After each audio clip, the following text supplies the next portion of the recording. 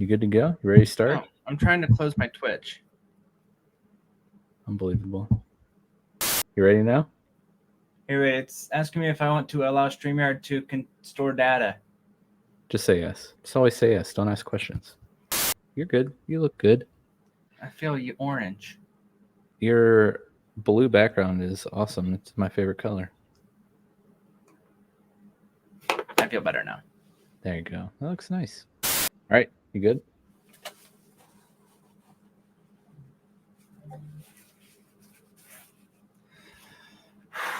Yeah, I'm ready.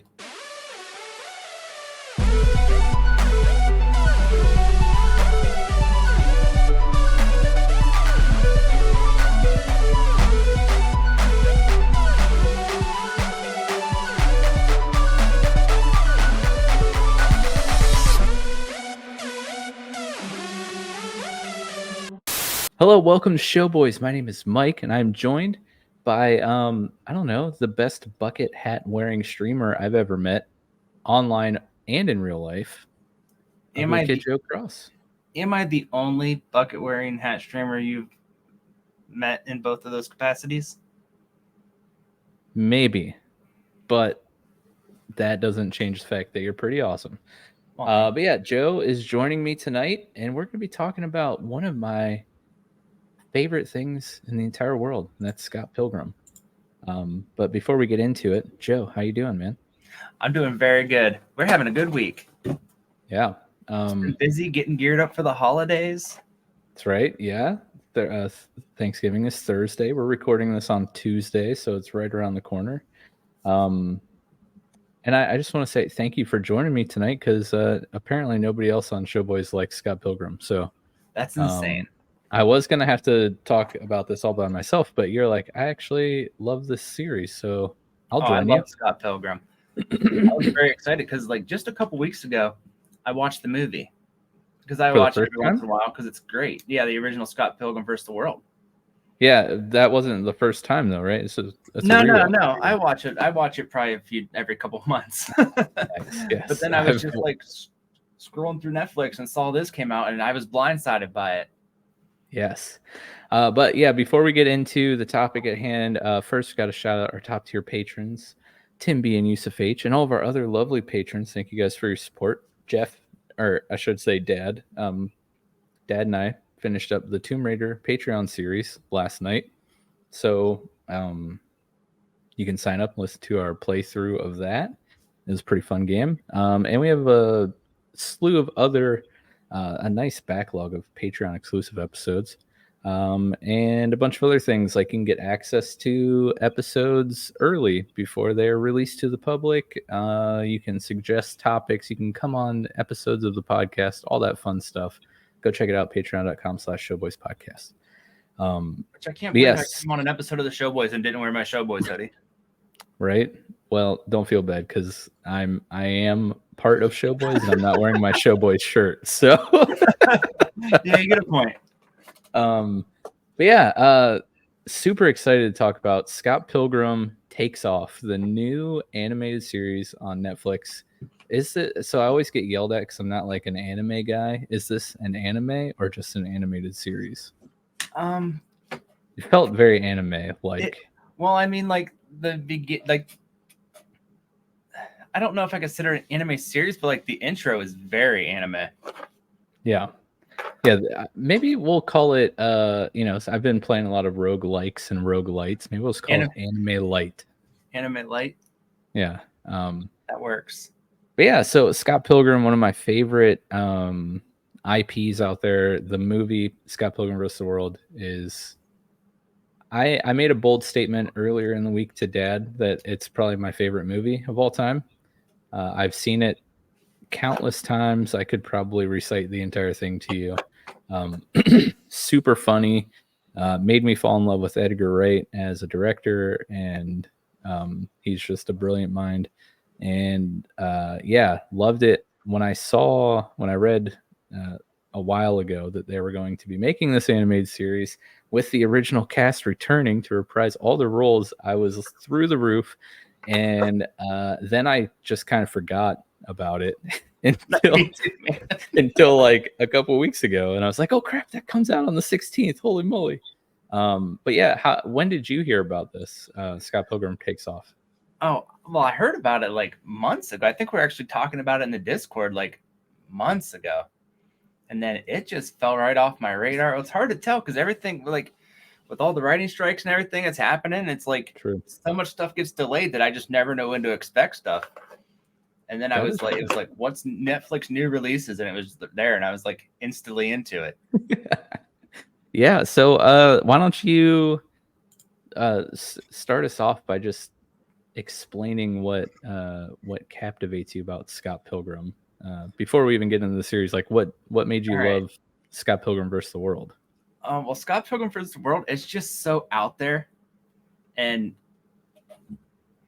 just the character interactions is what's key for me. Like Michael, how do you say it? Sarah? Yeah. Michael Cera, like he is amazing as Scott Pilgrim because he just plays almost himself like so well and just really throws himself in there. And like the cast when the movie first came out, like was it 2010? Yeah, like you never really, a lot of the people that are in this movie, it's a star-studded cast now. But to look back at it back in 2010, a lot of these people didn't really have Anna Kendrick. Yeah. Well, I mean, Aubrey Plaza. Yeah, Chris Evans even. Like Mae Whitman. Even Michael Cera. Like a lot of these people just weren't mainstream actors where now to look back that they kept the original cast is just mind-blowing. Yeah. Kieran Culkin, Sleeper, like in this, he was amazing. Yeah. I love Wallace. But like the story's really good. It's out there. If you've never seen Scott Pilgrim vs. the World, it's out there. If you haven't seen it, actually you should pause it before watching this. Yeah. And I would recommend before even watching Scott Pilgrim Takes Off, you need to watch Scott Pilgrim vs. the World because I think you get so much more out of it if you know the world story. Mm-hmm. Yeah, exactly. But I like when they go to combat, it's very video game orientated. Mm-hmm. And so that just really drew me in. The music's amazing. Everything is good. It's just a good show. Dude, it really is.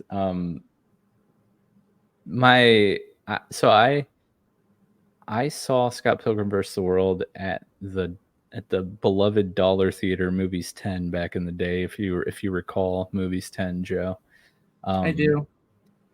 And it was one of the purest like movie going experiences I had ever had. I had not seen anything. I'd never heard of Scott Pilgrim vs. the World. I just saw like we go to the theater because my wife and I, before we were married, we would even after we were married, just kind of like before we had kids, we would go to the movies all the time. And one of our favorite things to do is just pull up to Movies 10 and see what was playing and go, because it was $1 a ticket. Or if you're going during prime time, it was $1.50, for those high rollers out there. But yeah, so we pull up and I just see Michael Cera on the poster outside, and I was like, oh, that looks kind of cool.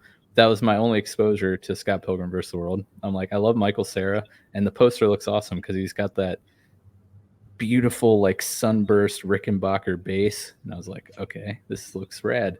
I go into it and was just blown away because I had no idea what to expect, and it's basically a comic book like in movie form.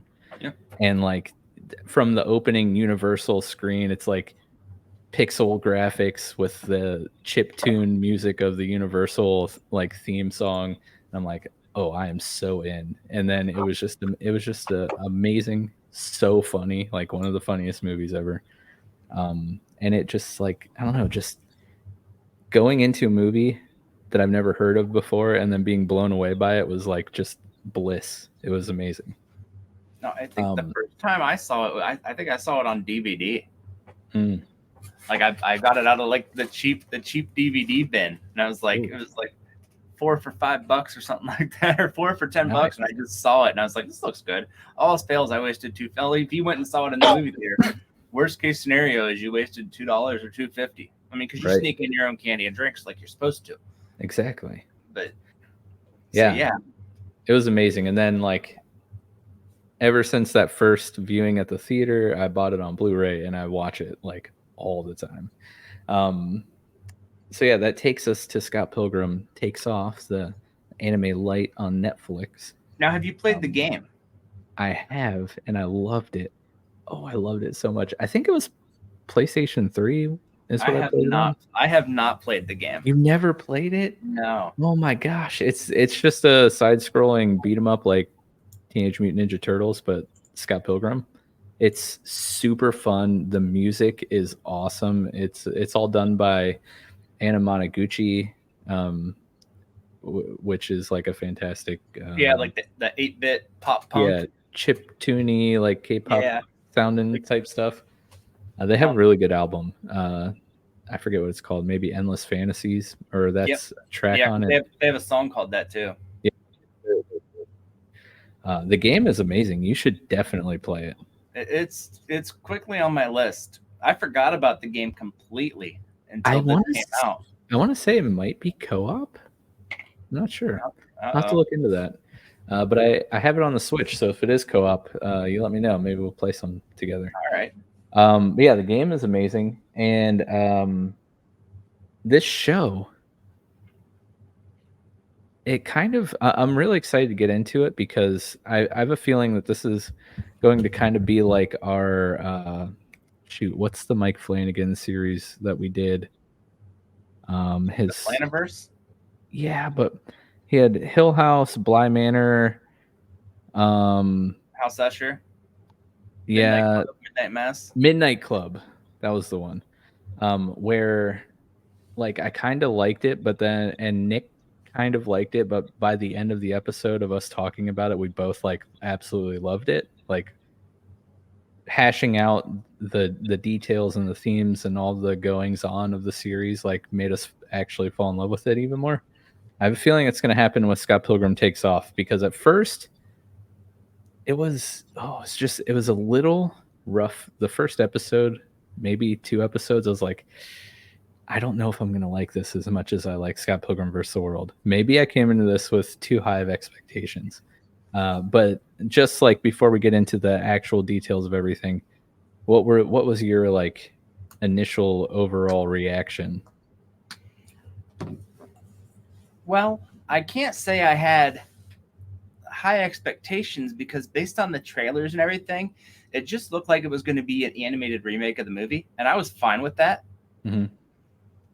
Like the fact that they brought back like all the original voice actors just made me think that it was going to be a retelling of the movie. And it definitely subverted my expectations. Yeah, definitely Rian Johnson does. Like I definitely, it was more than I thought, but I really didn't have my expectations set high, because even if it was just an animated remake, I was completely fine with it. Yeah, I wasn't sure what to expect, like story wise, what we were gonna do. But at first, like the humor kind of was just falling flat a little bit, and maybe it was the tweet that I saw before I started it, kind of like planted a little seed in my mind. But the person who tweeted, they said something like, like with the cast being older, they like don't sound like they used to, obviously, because they're getting older and stuff. And he was like, I'm not sure if it's like the nostalgia is wearing off, or if I just can't like get into it, like what's going on. So I had that just kind of like sitting in the back of my head. And the first episode, I was like, oh, you're right. Like Michael Cera doesn't sound like the charming Scott from Versus the World, and young Neil doesn't sound like young Neil anymore. Probably because he's not like 16. You know. Well, I thought the voice that I noticed the most off was probably Aubrey Plaza, plays Scott's sister. Yeah, she sounded way off to me. But like the person who played Knives, like her voice exactly the same. sounded Yes, it not even changed a day. Yeah. And Yeah. like Michael Cera, some of the things he said came off as that voice. But I think a lot of the thing about Michael Cera is in the animated series, you don't get his visuals, like his visual reactions, which is, I think, what made him so good in the movie. Yeah.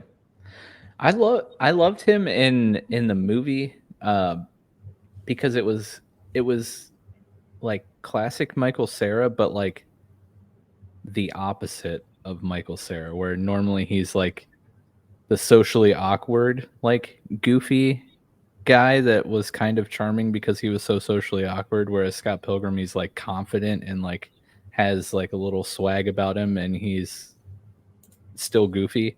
But it was a little bit of a different role for him, and he like totally crushed it.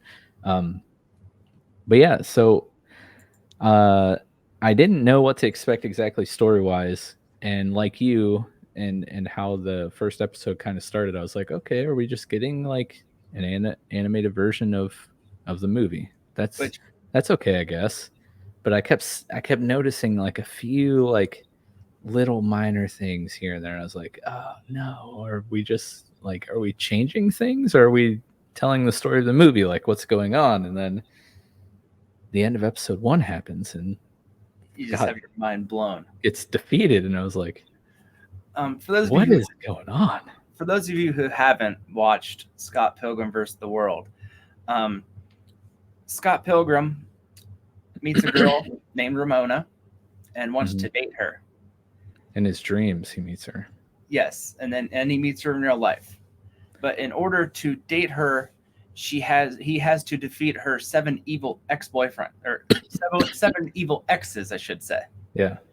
And so the movie goes through of him fighting for her love through the 7 evil exes. Mm-hmm. And in the movie, the first evil ex he faces is Matthew Patel. That's right. And in the movie, he defeats all of the evil exes. So at the end of this first episode, he loses to the first evil ex, and Matthew Patel defeats him. And that's like the moment that I knew that this whole series was going to be completely different. Pretty much this entire season, this series just goes through what happens if he lost. Yeah. Yeah, and it's really cool because like you kind of get a little bit of backstory to each ex. They each kind of have their own episode, so to speak. Like Matthew Patel is kind of the first one, and then I didn't write down exactly the order that they go in, but each episode is Ramona and one of the exes kind of like reconciling a little you bit. get that closure, and you like find out about their relationships. Mm-hmm. So, like the president or the CEO of the corporation, or the evil exes, his name is Gideon. And so you get to find out like his backstory and the story that even takes place further in, because they were under the assumption that if they beat Scott Pilgrim, that Ramona would have to take them back. So Matthew Patel defeats him, and then Ramona's like, yeah, I'm still not going to get with you. Yeah. So it makes Matthew Patel all angry. So then he goes and challenges for leadership of the evil exes and beats Gideon and takes everything Gideon has. Gideon is like the CEO of a company and has all this money and 14 animal shelters. Yeah, and record company, and he takes all of it from him. So you see like a completely broken Gideon, and you get to like learn his backstory, and it really makes you feel bad for him. But you get to learn like so much about like why the exes are where they are. Yeah. And you get to learn that Ramona kind of walked away from all of them. Like, yeah, it makes you like realize like maybe they're evil because it's her fault. you know, like she made them that way. Right. So kind of like how the movie deals with Scott, kind of, at the end of the movie, spoiler alert, when he fights Gideon and he like has to end, he fights himself, right? Nega Scott, and then he like earns the power of self-respect and all that stuff and gets the power up and all that stuff. Similarly in Scott Pilgrim Takes Off, Ramona is doing a very similar thing, and you see that play out in the finale where she's like, oh yeah, I do kind of just run away from everything, and maybe I'll stop running away and that'll fix the problem. So it's kind of cool to see that flip side of that. But were there any moments that kind of stuck out in the series for you that like made you go, "Oh my gosh, I can't believe that happened," or that you thought was super funny, or give me some of the highlights? One thing about this series is it took me longer to watch than any series because I could not skip that title song. Dude, it's so good. And like the Japanese music at the very beginning is just the scenes and everything. I listen to it every time. Like it's on my playlist now. Like I love it. It's a complete banger. It is. It was good. I liked at the end, like end credits. You got I don't know what the track of the song is, but one of the songs from the movies. I've liked you for 1,000 years, 1,000 years. That song. As soon as that comes on, I was like, "Oh yes, they brought a song back from the movie." Well, and then also Anamanaguchi, they did almost all of the music for this series. I saw that, and that made me so happy. And I was gonna buy the soundtrack. They have like a 60-some song soundtrack for this show, and I'm thinking about picking it up. I got to look this up on Spotify. But like certain episodes I loved, and then didn't like them. Like the episode with Lucas Lee, who's the famous actor skateboarder. Like you find out that he only became the actor and skateboarder because Ramona left him and he felt that he wasn't good enough, so he wanted to be the best at something to maybe try to win her back. Yeah. Dude, I love how the paparazzi were ninjas. Yes, and I'll tell you what, hearing the Dead Kennedys song just brought me, and during a skateboarding ninja paparazzi scene, just took me like back to Tony Hawk Pro Skater. The Whatever song at the beginning of that episode was great too. Yeah, United States of Whatever. Yeah. Yes, that's so good. But that was a great episode. I don't remember which episode it is exactly, but when she had the fight with Roxy in the movie theater, or in the movie store. Yeah, they're going through like they get put into the movie that was yeah, and Roxy's getting ready to hit the death blow, and then she hits the remote and pauses her and she rewinds it. I was like, oh my, and then she comes out and smashes the remote. I was like, oh my gosh. Yeah. Just the fights were really good. The fights were so good. And the fight, even in the first episode versus Matt and Matthew Patel and Gideon. Yeah, and they used like so many. Well, Matthew Patel versus Scott, they used like moves from like the same move from the actual movie in some of the parts. Yeah. If you can see, I don't know if I can adjust the camera right now. There you go. For those of you watching the video, the thumbnail we used, we took the scene from the movie up top, Matthew Patel doing his flying punch and Scott blocking him, and then below is from the show, and it's exactly the same. Super cool.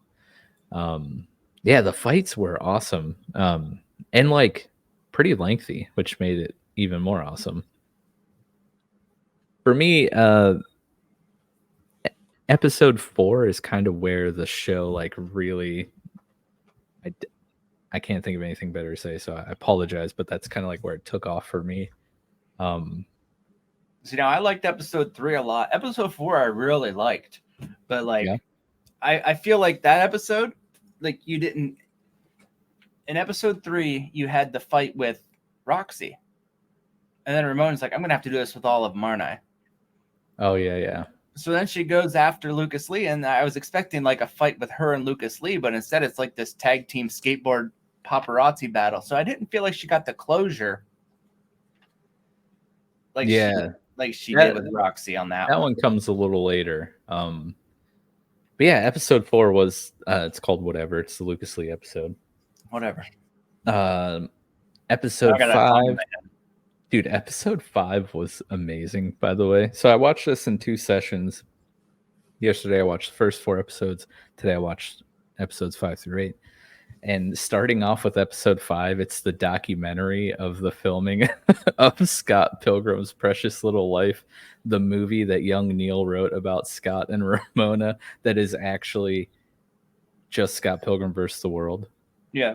Which is hilarious. Except it was directed by Edgar Wrong. Yes.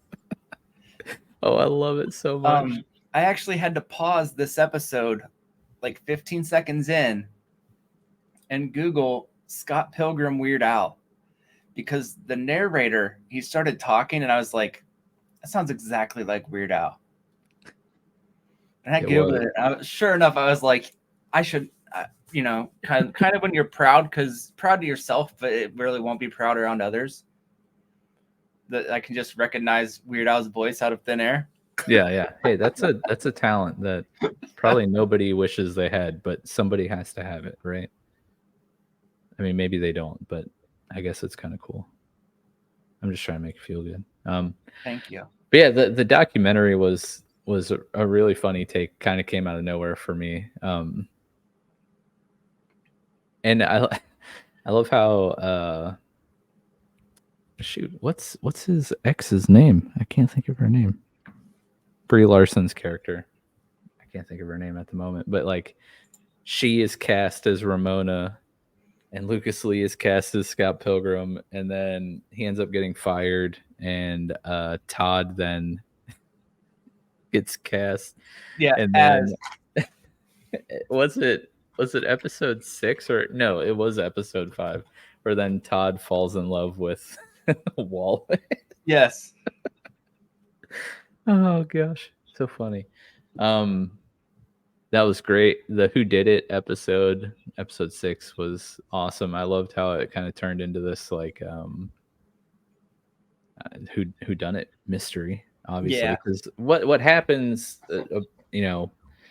what episode 3 ish, maybe 4, Ramona finds out that she's looking through the security footage. Yeah, she's in the subspace highway again, and she hears Scott call out. So she's like, wait, Scott can't call out if he's dead. So he must be alive. So she goes and finds the security footage and finds that Scott was actually pulled through a portal and not actually knocked out or KO'd by Matthew Patel. So Scott's still alive, but she has no idea what happened to him. So she's on the hunt trying to find. That's kind of why she goes to all the evil exes. She's going to like interrogate them to see if they had anything to do with Scott going through this portal. I like how it turned into that kind of mystery who did it, who done it kind of thing. But in this episode, you have a cool story with Gideon and Julie. Like you learn that Gideon's actual name is like Gordon Goose. Yeah. And he was... They called him Fearless because he always wore no fear t-shirts in high school. Yeah. And like he actually kind of took that on as like, I don't think he realized, like, I'm sorry. I feel like I'm not advocating bullying, but I feel like when I was in high school, I think you all had that one person that wore no fear t-shirts every day. Probably. And like that was me. Oh, no, I'm just kidding. No. So I feel like they kind of just started calling him Fearless, and then like he took it as a persona. Yeah. Like as part of him when he became Gideon was this Fearless persona. But you learn like, yeah, Gordon Goose. He had a previous relationship with Julie, Aubrey Plaza's character. Super interesting. Knives ends up like writing music with Steven Yeah, and Stills. being a great musician. Yeah. She picks it up and starts playing a lick, and they're like, "We didn't know you could do this." She's like, "Well, I'm just messing around." And Yeah. like, she's a really good musician. Yeah, Which I gotta could've- say, since Steven Stills comes up, so Steven is the front man of Sex Bomb, and what immediately made me worried about this series in episode 1 is obviously the Battle of the Bands with Clash and the Boys, right? That whole scene where they're backstage and Steven is like freaking out in the movie is one of my favorite scenes, where he's just losing it. He's got like the easel with the giant notepad and he's going through all the bands at the battle and he's like talking about Crash and the Boys and he's like freaking out and Scott smacks him and he's like, oh, I got the goosebumps or whatever. That's like literally my favorite scene, and none of that is in the show. And I was like, no. And then the boys weren't even there, so we didn't even get the funny like, is that boy a girl too, or is that girl a boy too? Like, my favorite drummer. Yeah.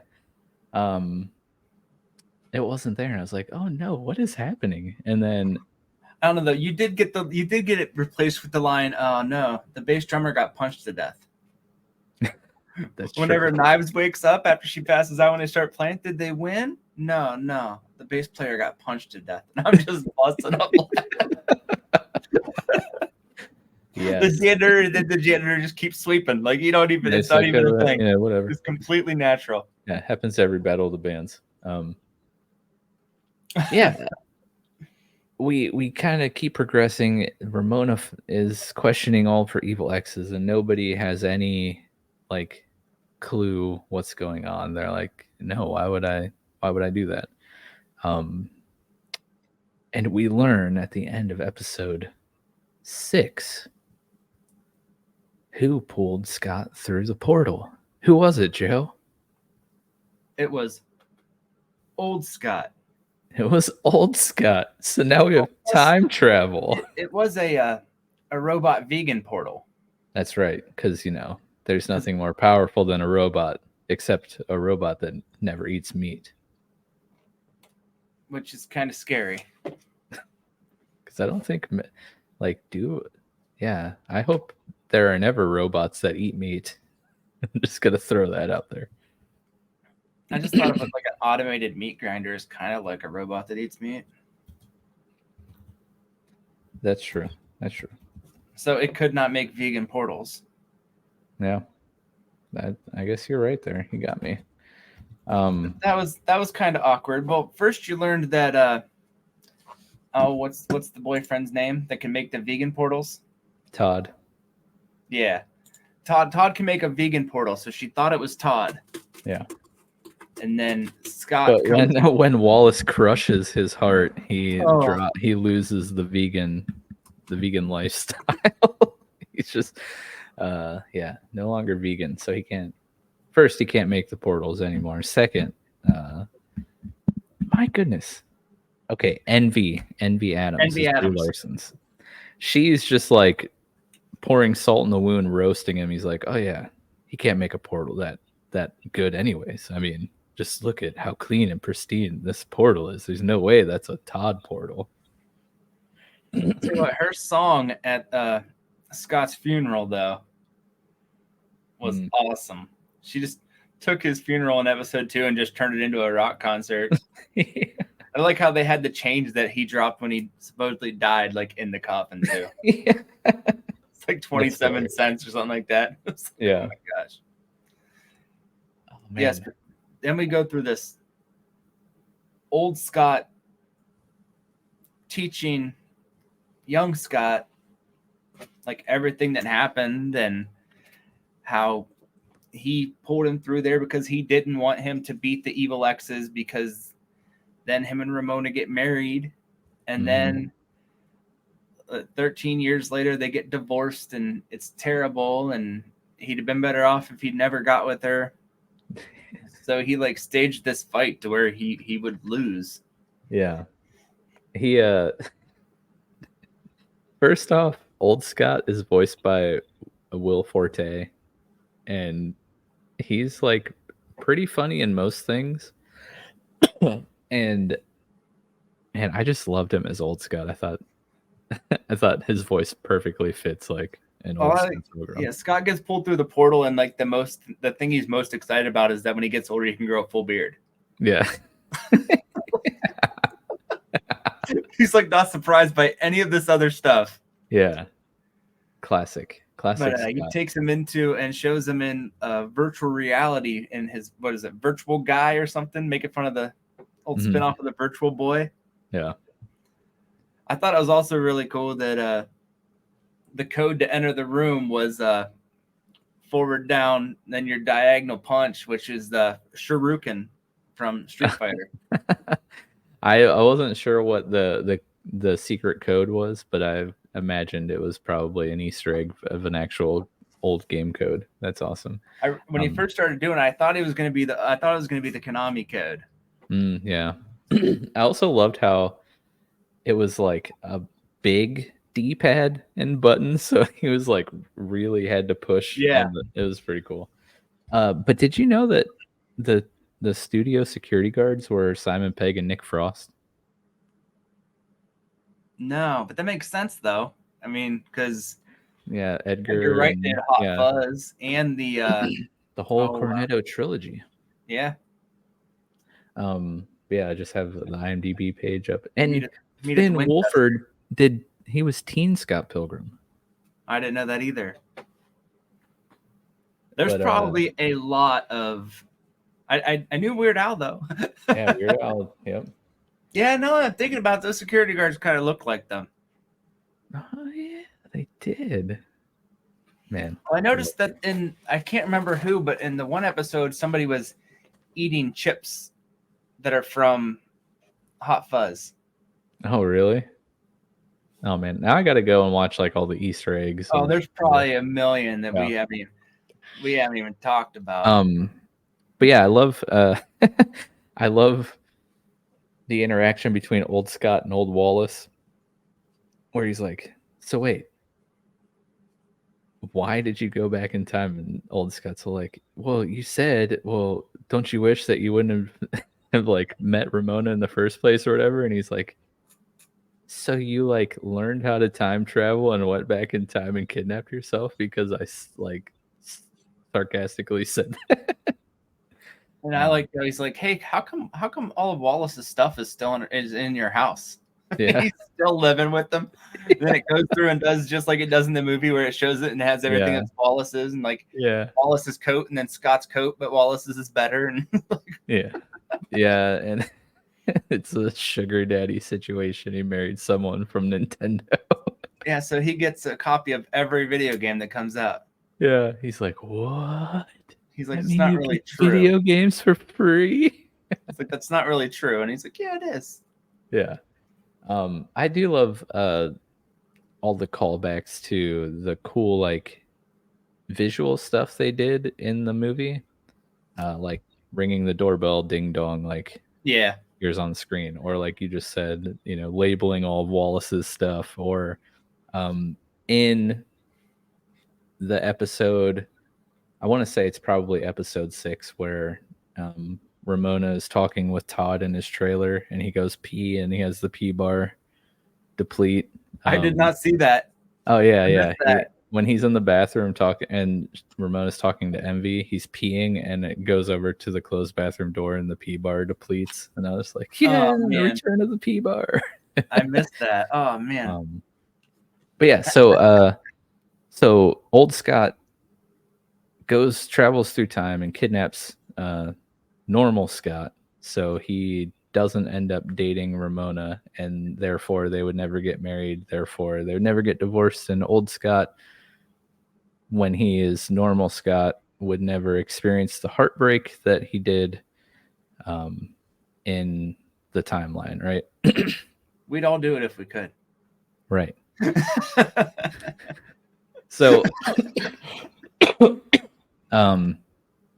Wallace isn't on board with that, and old Ramona ends up taking Scott back to the original timeline.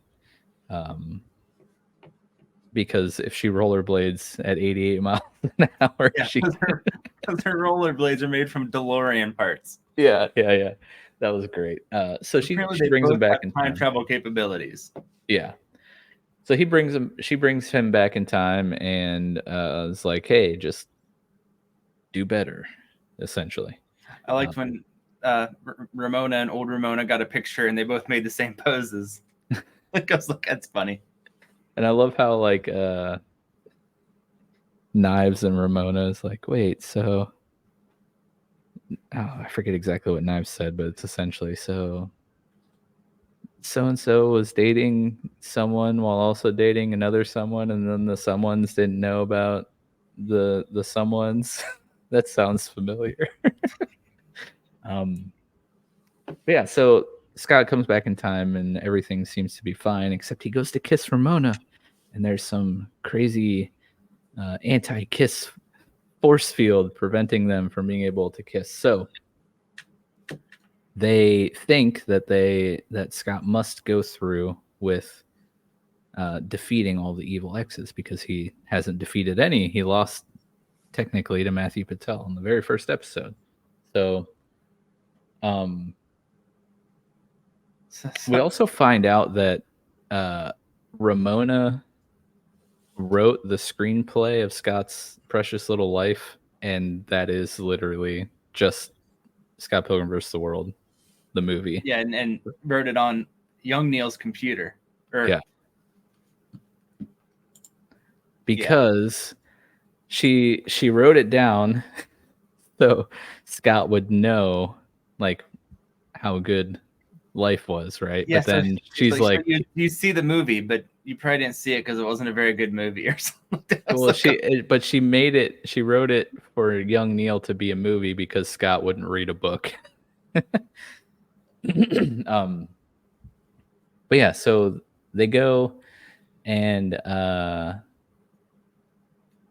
they go to the premiere, which is now a musical with Matthew Patel as the lead, because he had a theater degree. Because he shut down the production of the movie because it made him look bad because he lost. Yeah, exactly. So then they turned it into a musical. Yeah, so and all of the evil X's are going to be there, of course, right? They all love musicals. Yeah, so they go with the plan to defeat all the evil X's, except as each evil X comes in and he's like, "Hey, let's fight." And they're like, "Why, dude? I don't have any beef with you. Like, we're cool." Like the twins are like, "Our robot told us in the future that we're going to be really good friends, so we're not going to fight you." Yeah. So they're like, okay, that's weird. And then they go and watch the movie or the musical, and Gideon has an evil plan to blow them all up. He does, but before that can even happen, they get sucked through time again with like some weird like flash stuff where it's like now it's old Scott and older Scott. So that makes me think of the new girlfriends. Anyways, yeah, and we get this whole thing where Scott then like old Scott goes through rigorous training and gets like super buff. Yeah, like 10 years of intense training. Yeah, to go and stop all of them because regular Scott went back and was going to go through with everything anyways. And who made the anti-kiss? He made nanites. He made the anti-kiss nanites and gave them to Scott when he was before he went back to the future. I was trying not to say Back to the Future, but I just it's hard. Before he went back to what would be their present day. Yeah, which is not a very good movie title. Yeah, I mean, hey, don't feel bad. I said that the series took off for me, so that's fair. Yeah, and older Scott fights the whole league and everyone. And it's that whole fight sequence is so cool because all of the X's are teaming up and they're fighting with Scott and knives. And I like how before they started fighting, Gideon's like, well, we don't have anything to do with this, and I have my own evil plan I'm trying to work on, so can you send us back? He's like, no.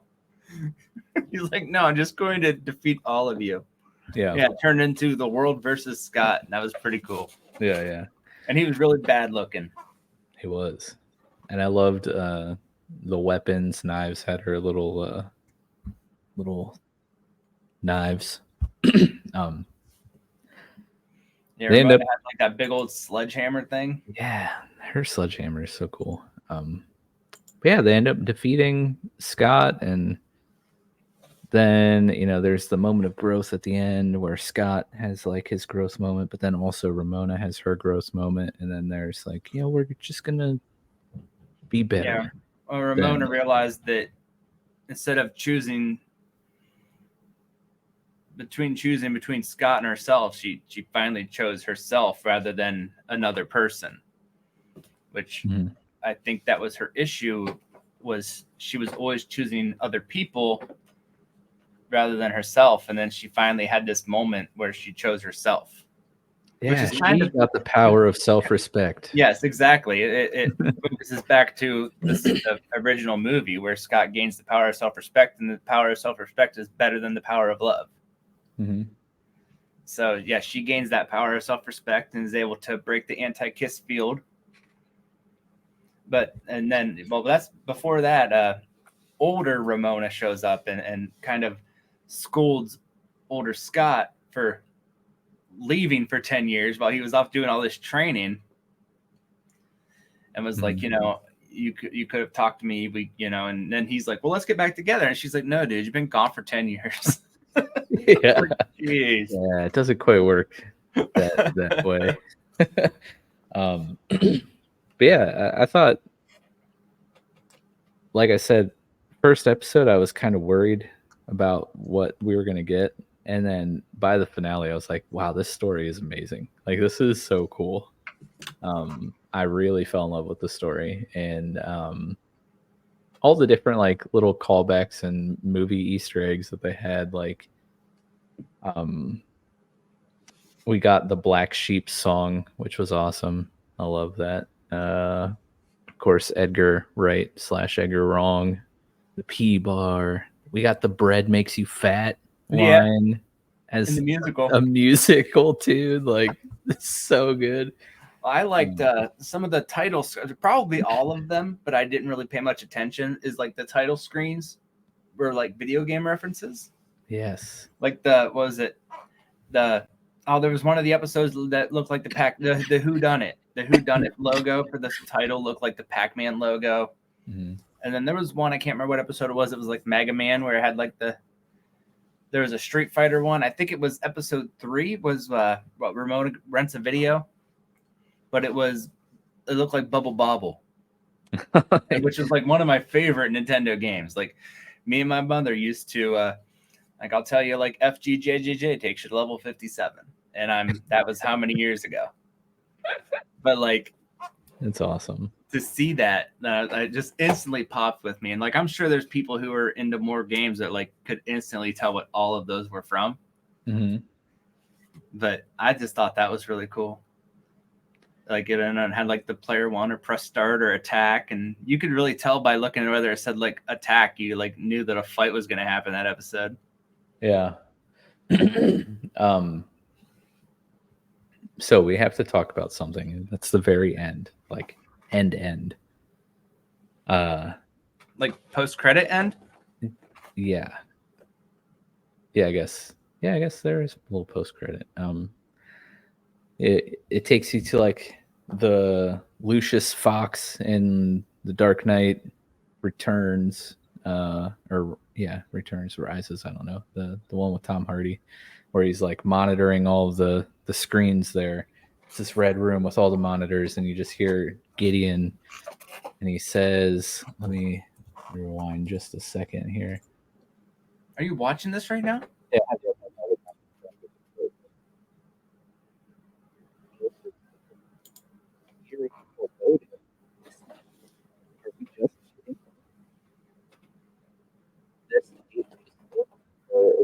be a second season, but Gideon says, "Time for the real game to begin."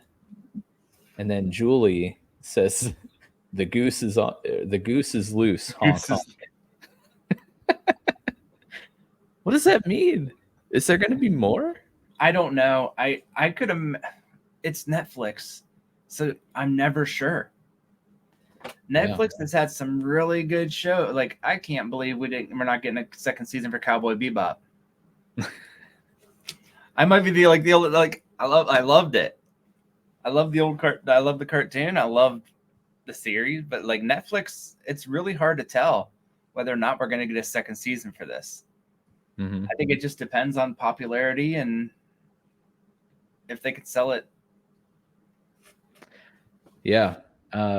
That kind of made me sorry, that kind of made me like lean back in my chair a little bit and go, "Oh, I could get behind another season of this." I don't know what story they would tell, but I don't care because I didn't know what story they were going to tell in this one, and I ended up loving it. So see, but also like I don't know. I think I loved this because of the shock.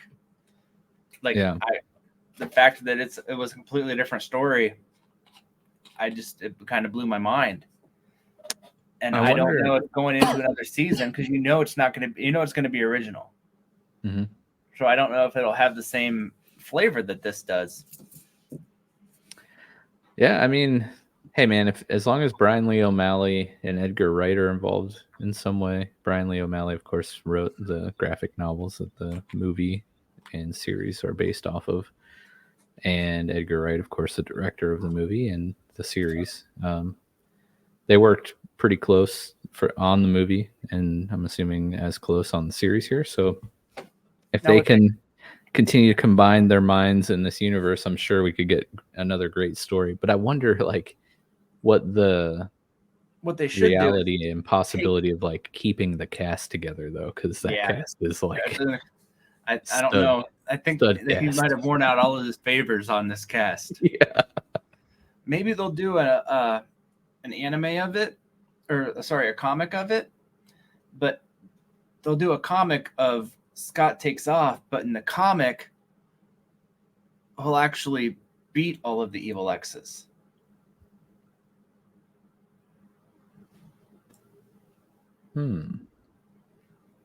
Interesting.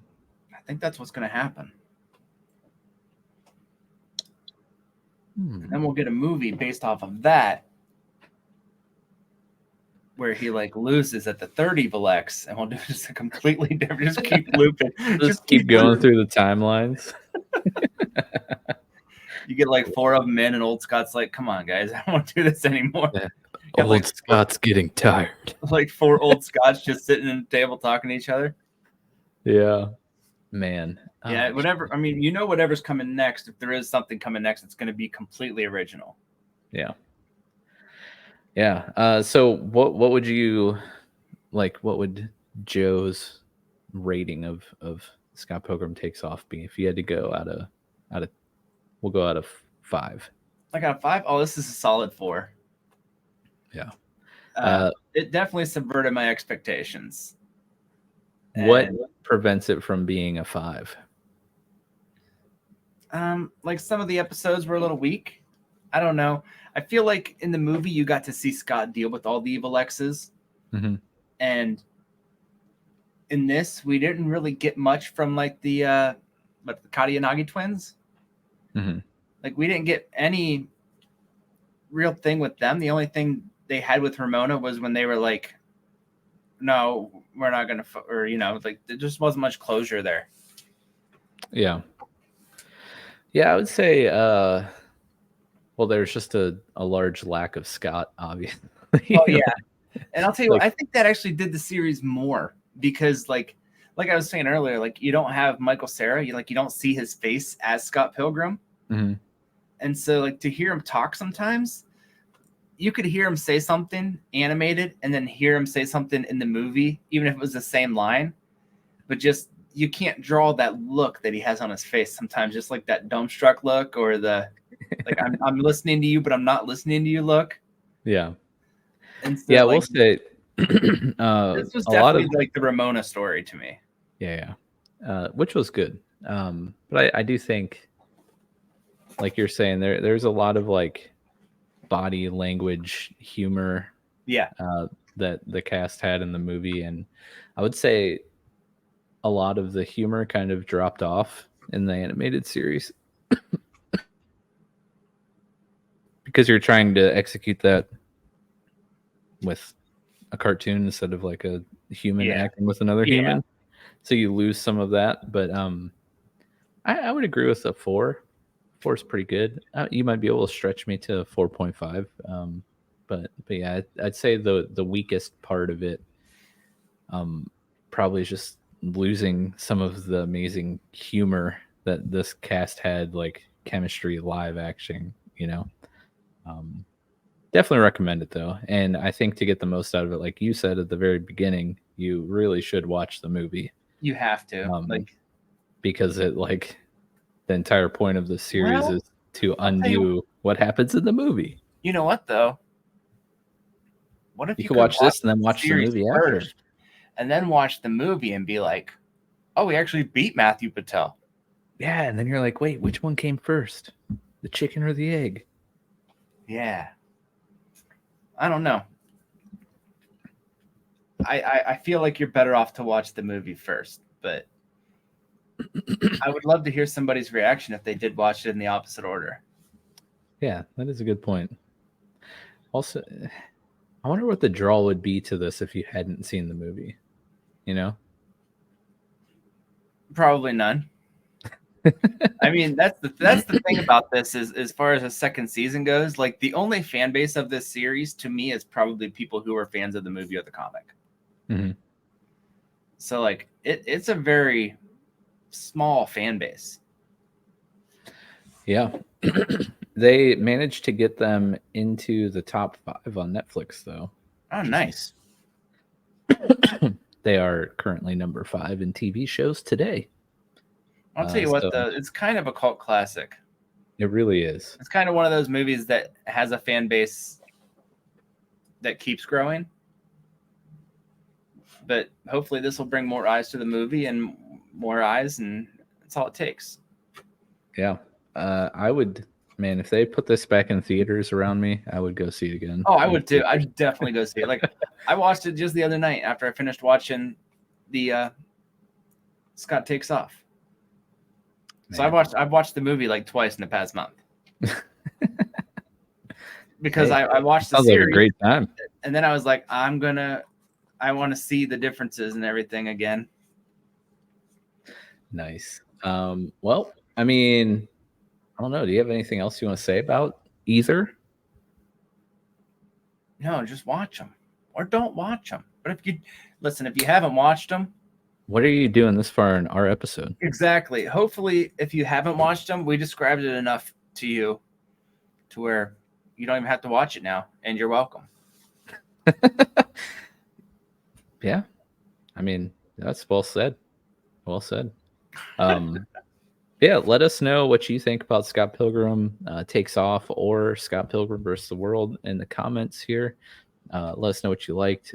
Any cool Easter eggs that you noticed from Takes Off that, were callbacks or reference from the movie. Yeah, I'm definitely going to be probably when we get done here Googling some Easter eggs. I didn't want to do the episode having like Googled everything, because then I feel like I'm not being genuine, but I'm definitely going to do it when we get off of here. Exactly, dude. That's my approach to like every episode we do. I love watching like the YouTube videos of the deep dives and stuff. I'm like, I can't do that before I'm about to talk about it, because I want to give my opinions, not someone else's opinion that I just watched on YouTube. So. Exactly. Well, that's like, I watched this series twice. Once, and then you're like, hey, do you want to do the podcast? And I was like, I'm going to watch it one more time. One more time. Well, you know me. I watched like series, like when we did the Moon Knight episode. I'm like, yeah, I've watched this twice already. And you're all like, what? I haven't even started. Yeah. So thanks again for coming on, man. Make sure you guys go follow UglyKidJoeCross on Twitch. His link is under his name here on the screen, but it's also in the episode description. Twitch.tv/UglyKidJoeCross. What's your stream schedule looking like these days? Well, this is airing on Thursday, so you just missed me last night on Wednesday night, right? Isn't that how that works? Yep. Depends. If I'm working days, it's usually Sunday, Monday, Wednesday. If I'm working midnights, it's any morning where I still have energy after working. And it doesn't look like it's going to change the foreseeable future. Nice. And you're currently wrapping up Super Mario RPG. Yeah, Super May or Mario may not be done RPG by the time this episode comes out, right? might not be. I probably won't be. I'll probably be at the end of the game, running around some end game content. Let's see. After that, I'll probably move on to I think it's called Coral Ocean. It's like a Stardew Valley 3D style.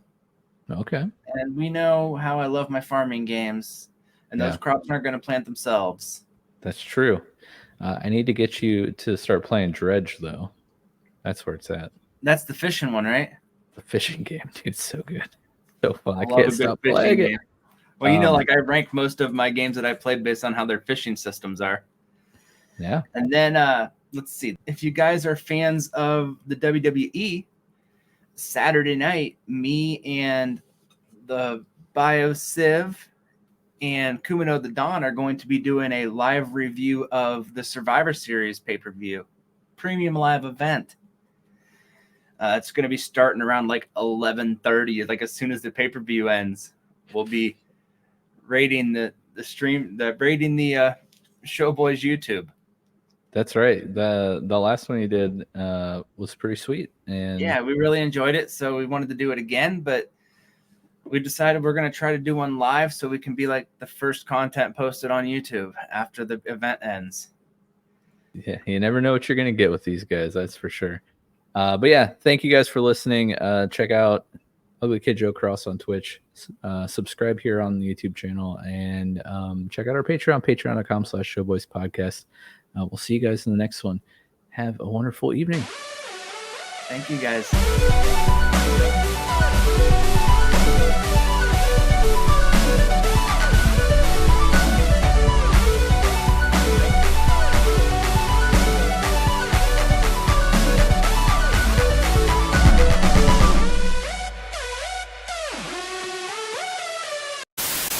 It could be a train wreck. So if you're interested in seeing a train wreck, I recommend stopping by.